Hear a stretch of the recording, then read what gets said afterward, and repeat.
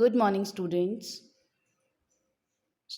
Yesterday we discussed about the meaning of goodwill, and in brief, I discussed all the three methods of valuation of goodwill.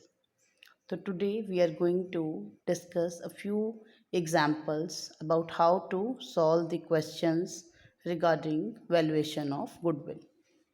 Before that, I'll like to recapitulate about goodwill. First of all, again, we'll do what is the meaning of goodwill. Goodwill is the reputation of a firm due to which a businessman is able to earn higher profits than the other businessmen of same type. Goodwill is basically when a business earns a good name, reputation due to its long setup of the business. So, the monetary value of such an advantage due to which the businessman is able to earn higher profits than the other businessman of same type, that is known as goodwill. So, you can say goodwill is an intangible asset. In other words, it is the value of reputation of a firm due to which a firm is able to earn greater and higher profits than the other firms of same type. Fine. So how goodwill will be valued? It is a subjective matter. It will vary from person to person. But still, there are certain methods of valuation of goodwill which have been given in our syllabus. Goodwill's value, what it will be, it depends upon the person who is selling the business, or it depends on the person who is buying that business. Because in the lifetime of a business, goodwill is never valued. It is only valued when the business has to be sold. Then we did certain factors affecting goodwill also, like nature of business. It affects the valuation of the goodwill. If a firm produces such type of product which is in higher demand, which has very high demand in the market, the goodwill valuation will be more. On the other hand, if a firm is producing such a product which is not having any demand in the market, then its value will be less. Another is location.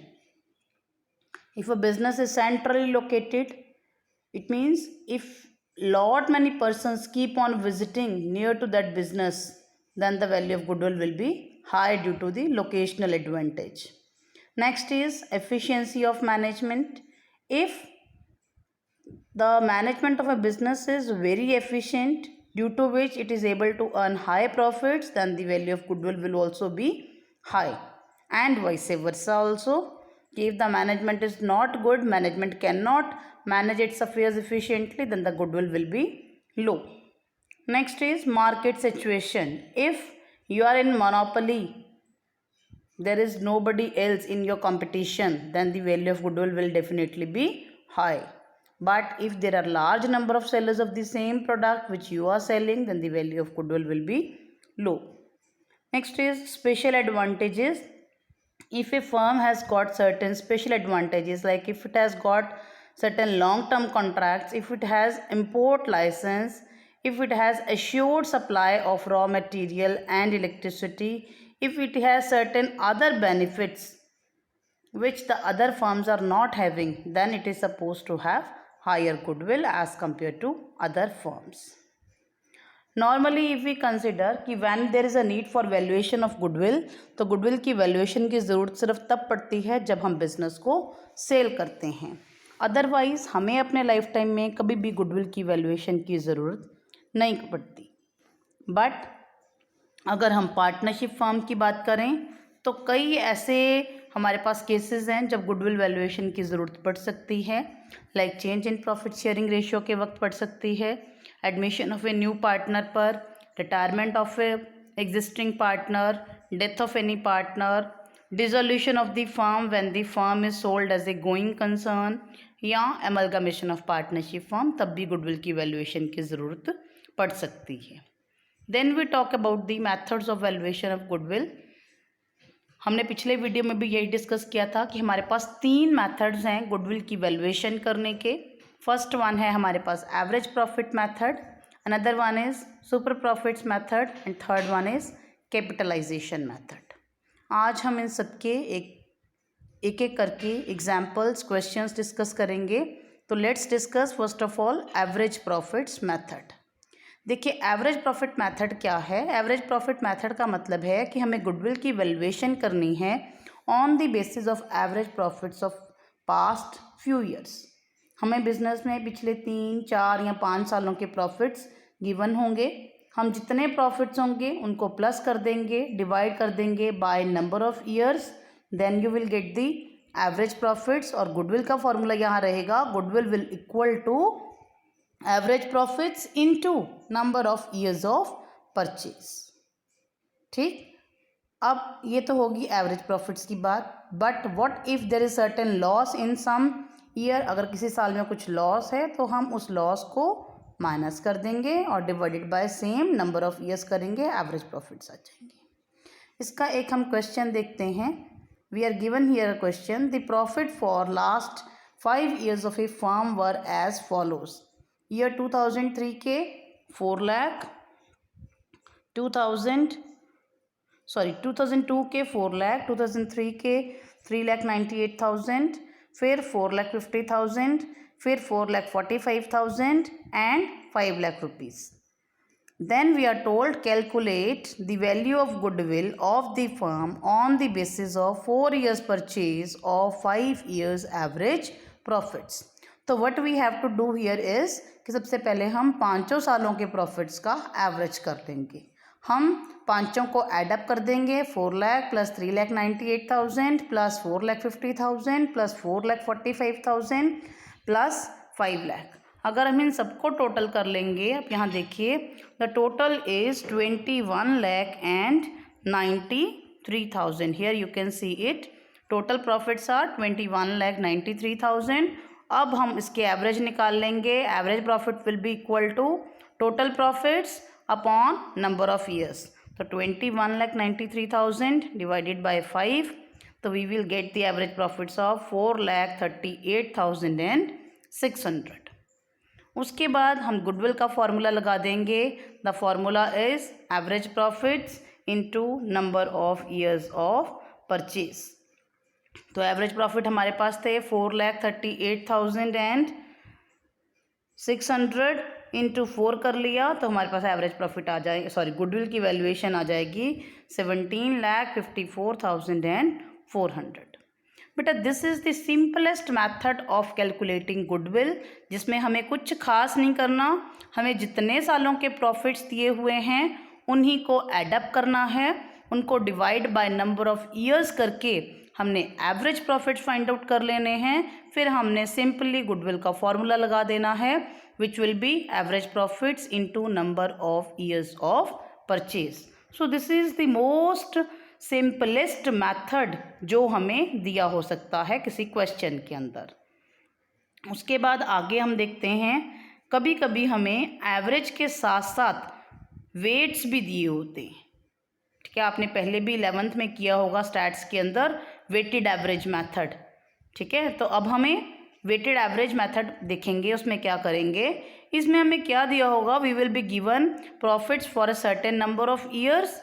ठीक है, जैसे 4 सालों के या 5 सालों के profits दिए होंगे, साथ में वेट्स दिए होंगे 1, 2, 3, 4, 5, या उल्टे भी हो सकते हैं 5, 4, 3, 2, 1। ये वेट्स ध्यान से देख के असाइन करेंगे कि कौन से ईयर को कौन सा वेट देना है। फिर आप प्रॉफिट मल्टीप्लाई बाय वेट करते जाओगे, प्रोडक्ट आ जाएगा। जब प्रोडक्ट आ गया उसके बाद आप वेटेड एवरेज प्रॉफिट का फॉर्मूला लगाओगे, which will be equal to total of product divided by total of weights. ठीक है, जब हमारा वेटेड एवरेज मेथड होगा उस वक्त हम प्रोडक्ट सारी जो हमने करी है उसको प्लस कर लेंगे, डिवाइड कर देंगे टोटल ऑफ वेट से, we will get the weighted average profits. फिर हम गुडविल का फॉर्मूला लगा देंगे, goodwill will be equal to weighted average profits into number of years of purchase. तो देखते हैं, इसका भी हम एक क्वेश्चन देखते हैं। Let's see illustration number 10 from NCERT। बेटा ये NCERT से ही मैंने सारे पेज स्कैन्स लिए हैं। तो लेट्स डू इलस्ट्रेशन नंबर 10। देखिए the profits of the firm for last 5 years were as follows 20,000, 24,000, 30,000, 25,000 and 18,000. आगे है calculate the value of goodwill on the basis of 3 years purchase of weighted average profits based on weights 1, 2, 3, 4 and 5 respectively to the profits for the year 2002, 3, 4, 5 and 6. इसका मतलब है कि 2002 को हमने 1 wait देना है, 2003 को 2, 2004 को 3, देन 2005 को 4 वेट देना है, 2006 को 5 वेट देना है. हमें यहाँ पर दिए हुए हैं कि ईयर वाइज वेटेज या वेट्स आपने कैसे देनी है, अकॉर्डिंगली ही हम ले लेंगे. ठीक, अब हम इसको सॉल्व करते हैं. तो let's try to solve it. इसमें हम पहले ले लेते हैं प्रॉफिट्स एंड ईयर्स. ईयर्स लिख लीजिए एक तरफ, फिर लिख लीजिए profits, then you write the weights 1, 2, 3, 4, 5, then you do the product. अगर हम फर्स्ट ईयर में देखें तो फर्स्ट ईयर में प्रोडक्ट हमारा आ जाएगा 20,000 इंटू 1, 20,000. सेकेंड ईयर में 24,000 इंटू 2, 48,000. थर्ड ईयर में 30,000 इंटू 3, 90,000. फोर्थ ईयर में 25,000 इंटू 4, 1 lakh. फिफ्थ ईयर में 18,000 इंटू 5 मीन्स 90,000. अब जो हमने प्रोडक्ट किए हैं, अब हम इन सब को टोटल अप कर लेंगे. The total comes to 3,48,000. ठीक, उसको आप डिवाइड कर लीजिए बाय द वेट्स. वेट्स हमारे पास टोटल कितना है, 15 आ रहा है वेट्स का टोटल. तो we will find the weighted average profits like this. Total product 3,48,000 divided by total of weights that is 15,000 करके हमारे जो एवरेज वेटेड एवरेज प्रॉफिट्स हैं they will be equal to 23,200. Then we will find the value of goodwill. अब goodwill यहाँ पर कहा है on the basis of 3 years purchase of weighted average profits of past 5 years. तो goodwill will be equal to weighted average profits 23,200 into जितने number of years of purchase हैं. यहाँ पर हमें कितने दिए हुए हैं number of years of purchase, it is 3. तो ये हमारा करके आ जाएगा 69,600. ठीक है, so this was weighted average profits method for calculation of goodwill. उसके बाद बेटा इसके अलावा गुडविल वैल्यूएशन में एवरेज प्रॉफिट मेथड के अंदर हमारे पास क्या आ सकता है, कभी कभी हमें कुछ एबनॉर्मल प्रॉफिट्स या कुछ एबनॉर्मल लॉसेस भी दिए हो सकते हैं. तो what we have to do कि अगर हमें किसी क्वेश्चन में कुछ एबनॉर्मल प्रॉफिट्स, कुछ एबनॉर्मल लॉसेस या कुछ ऐसी चीज़ें जो हमें पहले एक्सपेंडिचर ट्रीट करनी चाहिए थी हमने नहीं करी, उनका भी हम एडजस्टमेंट करते हैं. ठीक है, तो इसका मतलब है कि जब भी हमें गुडविल फाइंड आउट करनी है तो we have to find out normal profits.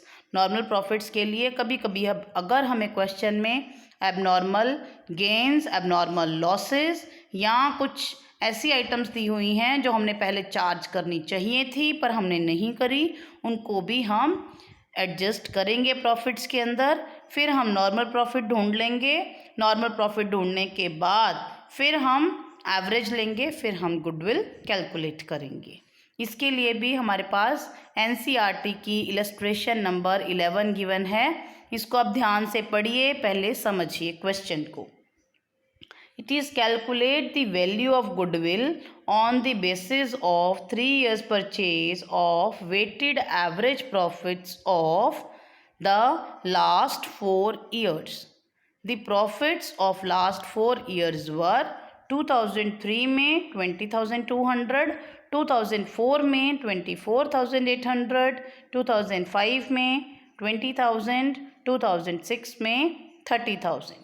The weights assigned to each year are 2003 1, 2004 का 2, 2005 का 3, 2006 का 4. Then it is saying you are supplied the following information. This is very very important information. So try to understand it properly. On September 1, 2005, a major plant repair was undertaken for rupees 6,000 which was charged to revenue. इसका मतलब क्या है? इसका मतलब ये है कि सितंबर 1, 2005 को हमने एक मेजर प्लांट की रिपेयर की कराई है जो हमने रेवेन्यू में चार्ज कर लिया, मीन्स उसको हमने रेवेन्यू एक्सपेंडिचर मान लिया, जबकि हमें वो नहीं मानना चाहिए था. The said sum is to be capitalised for goodwill calculation subject to adjustment of depreciation of 10% per annum on reducing balance method. वो कह रहा है इस सम को आप कैपिटलाइज कर दीजिए, उसके बाद उसी में से आप हर साल पर एनम 10% पर एन के बेसिस पर रिड्यूसिंग बैलेंस मेथड या रिटर्न डाउन वैल्यू मेथड के अकॉर्डिंग डेप्रिसिएशन चार्ज कीजिए. इसका मतलब क्या है? पहली बात तो ये है कि 2005 सितंबर 1, 2005 कहाँ फॉल करेगा, आप उसको ध्यान से देखिए. अब यहाँ जो ईयर्स हैं सेशंस में नहीं दिए हैं, ठीक, हमें बिल्कुल सीधे सीधे ही इन्होंने ईयर्स दे रखे हैं. तो इसका मतलब है कि हमारा जो ईयर है 31 दिसंबर को ही ख़त्म हो रहा है. जो 1 सितंबर 2005 है वो 2005 ईयर के अंडर ही फॉल करेगी. तो पहले तो जो हमने इसको रेवेन्यू एक्सपेंडिचर मान रखा है इसको हम रिवर्स कर देंगे, हम इसको कैपिटल एक्सपेंडिचर मान के चलेंगे. ये रेवेन्यू में P&L का पार्ट नहीं होना चाहिए, नहीं होना चाहिए. तो जो 6,000 हमने पहले माइनस किए हैं उसको हम ऐड बैक कर देंगे 2005 वाले ईयर के अंदर, ठीक है. तो 6,000 को हमने एज ए कैपिटल एक्सपेंडिचर मान के उसको हम एसेट में ऐड कर देंगे, और जो पहले से रेवेन्यू में हमने चार्ज कर रखा है उसको रिवर्स कर देंगे, उसको हम ऐड बैक कर देंगे. फिर उसके बाद आपने इस पर 10% पर एनम के हिसाब से डेप्रिसिएशन भी लगानी है. तो 6,000 पर 10% आप चार्ज कर लीजिए फ्रॉम सितंबर टू 31 दिसंबर, सितंबर, अक्टूबर, नवंबर, दिसंबर, 4 मंथ्स के लिए. अगर आप इसको कैलकुलेशन करेंगे तो यहाँ आप नीचे देखिए, यहाँ कैलकुलेट कर रखा है डेप्रिसिएशन 6,000 पर 10% for 4 months, it will be 200 rupees. इसका मतलब 2005 वाले ईयर में से हम 200 का डेप्रिसिएशन माइनस कर देंगे. उसके बाद नेक्स्ट ईयर भी हमने अब डेप्रिसिएशन लगानी है क्योंकि ये रिटर्न डाउन वैल्यू मेथड है. तो नेक्स्ट ईयर जो डेप्रिसिएशन लगेगी 6,000 में से 200 माइनस करके मीन्स 5,800 पर 10% पूरे साल की लग जाएगी 580.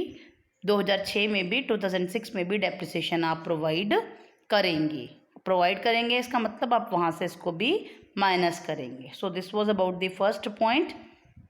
सेकेंड पॉइंट है हमारे पास, the closing stock for the year 2004 was overvalued by 2,400. इसका मतलब क्या है कि जो हमारा 2004 के अंदर जो प्रॉफिट्स हैं उसमें हमने क्लोजिंग स्टॉक की वैल्यूएशन ज़्यादा कर रखी है 2,400 रुपीज़ से. तो अगर हमने 2,400 रुपीज़ से क्लोजिंग स्टॉक की वैल्यूएशन ज़्यादा कर रखी है उससे हमारे प्रॉफिट अननेसेसरीली बढ़ जाएंगे. अब उसे कम करने के लिए, उसे सही करने के लिए हम क्या करेंगे, हम उसको भी 2004 में से माइनस कर देंगे.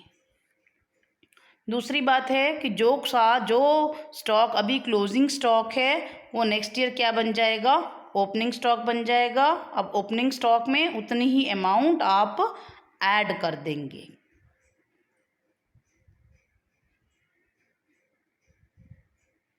आगे है to cover the management cost an annual charge of ₹4,800 should be made for the purpose of goodwill valuation. इसका मतलब है कि आपने हर साल में से 4,800 रुपीज़ मैनेजमेंट कॉस्ट माइनस करनी थी जो आपने पहले नहीं करी. तो व्हाट वी विल डू, इसको हम सारे सालों में से माइनस कर देंगे. ठीक है, आई होप आपको क्वेश्चन समझ में आ गया होगा. अब आप ईयर वाइज सारी इन्फॉर्मेशन लिख लीजिए। हम ऊपर हेडिंग दे देते हैं कैलकुलेशन ऑफ एडजस्टेड प्रॉफिट्स। हमने 4 साल ले लिए, यहाँ हमने ले लिया 2003, 2004, 2005 एंड 2006। तो यहाँ पर हम क्या कर लेंगे, ये वाला जो हम प्रॉफिट्स है सबसे पहले हम इसी को लिख लेंगे। 2003 के प्रॉफिट्स हमें दिए हुए हैं 20,200, फिर हमें दिए हुए हैं 24,800, फिर हमें दिए हैं 20,000, फिर हमें दिए हैं 30,000। अब क्या क्या एडजस्टमेंट करनी है, जैसे पहला आपको है कि हर साल में से हमने 4800 का मैनेजमेंट कॉस्ट कवर अप करना है। तो हर साल में से आप लेस कर दीजिए, लेस मैनेजमेंट कॉस्ट 4800। सारे सालों में से वो आपने माइनस करनी है, क्योंकि ये पहले हमने दिखाई नहीं थी, तो इसको आप माइनस कर दीजिए। फिर उसके बाद हम कर लेते हैं प्लांट रिपेयर वाली जो एडजस्टमेंट थी, कि जब हमने प्लांट रिपेयर ली है उसको हमने रेवेन्यू में चार्ज कर दिया था, जबकि नहीं करना चाहिए था। वो सिर्फ हमारा होगा 2005 वाले ईयर में, क्योंकि उसी साल में इसको आपने चार्ज किया था। ये हमारा एबनॉर्मल एक्सपेंडिचर था, नॉर्मली नहीं होता, तो हम इसको ऐड बैक कर देंगे। Add capital expenditure of ₹6000। ठीक, बाकी किसी साल में कोई एडजस्टमेंट इसके लिए नहीं होगी। Less unprovided depreciation. अब जब ये हमने 6000 को कैपिटलाइज कर दिया है, तो हमने उसकी डेप्रिसिएशन भी नीचे कैलकुलेट की है। 2005 में 6000 पर 10% for 4 months it will be ₹200। 2005 में से आप 200 माइनस कर दीजिए। 2006 में क्योंकि रिटर्न डाउन वैल्यू मेथड है, तो 6000 में से 200 माइनस कर दीजिए, इट विल बी 5800। उस पर आप 10% चार्ज कर लेंगे, 580। तो ये भी आप डेप्रिसिएशन यहाँ से माइनस कर देंगे। उसके बाद हम लेते हैं over valuation of closing stock. Over valuation से जो हमारे प्रॉफिट्स हैं बढ़ जाते हैं अगर हम क्लोजिंग स्टॉक की ओवर वैल्यूएशन करते हैं। तो हमने अननेसेसरली बढ़ा रखे हैं, उसे घटाने के लिए 2004 में से 2400 माइनस कर देंगे। अब जो क्लोजिंग स्टॉक है वही नेक्स्ट ईयर ओपनिंग स्टॉक बनता है। ओपनिंग स्टॉक अगर हम बढ़ा के दिखाते हैं तो हमारी स्टॉक की हमारे जो प्रॉफिट्स हैं कम हो जाते हैं। अब हम उसे सही करने के लिए क्या करेंगे, ऐड बैक कर देंगे। Add over valuation of opening stock in the year 2005। अब ये बात लिखी नहीं हुई है, पर हमें ये ध्यान रखना है कि जो पिछले साल में क्लोजिंग स्टॉक था वही हमारा नेक्स्ट ईयर ओपनिंग स्टॉक बनेगा। उससे भी मेरे प्रॉफिट्स पर जो फ़र्क पड़ेगा that we will do its adjustment.